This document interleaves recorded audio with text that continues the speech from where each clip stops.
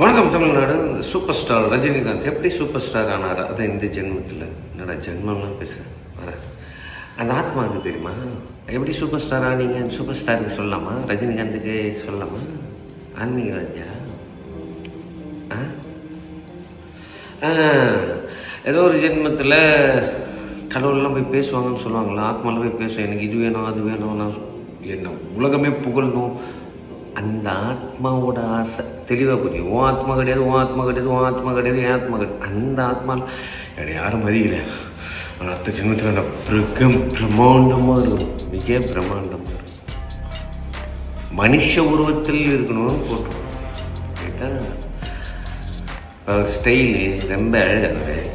எங்களுக்கெல்லாம் ஸ்டைல் பண்ண தெரியாது. வந்துச்சுல சரி ஒன்று அப்படி இருக்கும்போது எல்லாருக்கும் ஒரு ஸ்டைல் இருக்கும். இந்த ஆத்மா அது ஜெயிக்கணும்னு ஆசைப்பட்டு ஜெயிச்சிச்சு. ஆனால் அது குடும்பம்லாம் எப்படி இருக்குது? இப்போ அந்த ஆத்மாவே வருத்தப்படும். அடுத்த ஆசைகள் நல்ல குடும்பத்தில் பிறக்கணும், நல்ல பொண்டாட்டி பொண்ணுங்க எல்லாம் கிடைக்கணும், அப்படி அதானே? என்ன தலைவரை பாபாவா? அப்போ நாங்களே யார்? அதானே? ஓம் நம சிவாய. Coming soon.